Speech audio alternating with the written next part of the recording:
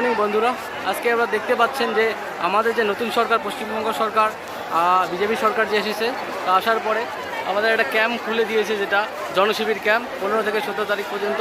তো 15 থেকে 17 তারিখে যে ক্যাম্পটা দেখতেই পাচ্ছেন, এখানে কি সুবিধা পাওয়া যাবে সেগুলো এখানে উল্লেখ রয়েছে। সেগুলো উল্লেখ থাকলে শুধু হবে না, আপনারা দেখতে পাচ্ছেন যে এখানে চারিদিকে কতটা ভিড়, সব কিছু আপনারা লক্ষ্যই পাচ্ছেন। এখানে এতটুকু জায়গা নেই শিবির।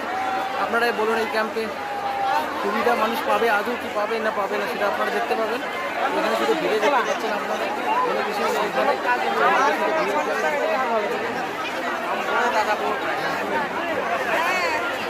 দেখতে পাচ্ছেন জনতা চারিদিকে শুধু হয়রানি করে ঘুরতেছে। এখানে কেউ কোনো সুবিধাই পাচ্ছে না, কারণ একটা করে অঞ্চল যখন একদিনে দেওয়া হবে, একটা অঞ্চলে অনেক জনসংখ্যা থাকে, সেই জনসংখ্যা যখন একসঙ্গে এখানে আসবে তখন জনবিস্ফোরক তো স্বাভাবিকভাবেই হবে।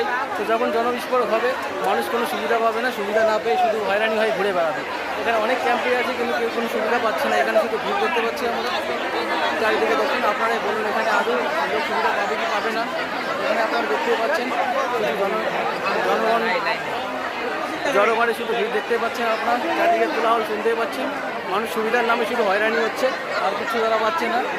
তো আমাদের যে সরকার আছে তাদেরকে বলা উচিত এই ক্যাম্পগুলোকে একটা নির্দিষ্ট নিয়ম শৃঙ্খলা অনুসারে করতে হবে, না হলে এরা কোনো সুবিধাই পাবে না, কিন্তু হয়রানি করে ঘুরে বেড়াইতে হবে এরকম সাধারণ লোকেদের।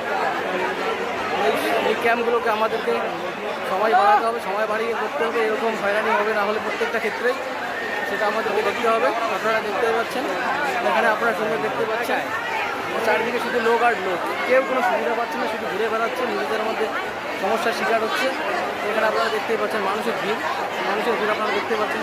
ডিপার্টমেন্ট আছে কিন্তু ডিপার্টমেন্ট কোনো সুবিধাই পাচ্ছে না। এখানে সব জনসংখ্যা যে আছে সবাই শুধু হয়রানি হয়ে যাচ্ছে। ধন্যবাদ বন্ধুরা। আজকে এই সুবিধা ক্যাম্প আদৌ মানুষ পাবে কি পাবে না।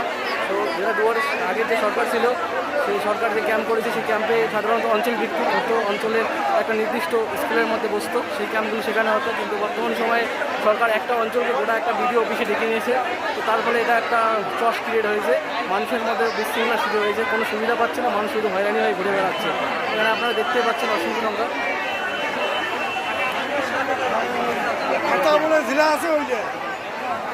শুধু হয়রানি ছাড়া এখানে কিছু নেই। দেখতে পাচ্ছেন এটা আমাদের ব্লক ডেভেলপমেন্ট অফিস, এটা আমাদের Tufanganj two block development office. এখানে আপনারা দেখতে পাচ্ছেন আমাদের বিডিও অফিসের সামনে শুধু ভিড় ছাড়া কিছু নেই এখানে। তো বন্ধুরা আপনারাই বলেন যে সরকার কি সুবিধা পাচ্ছে কিনা।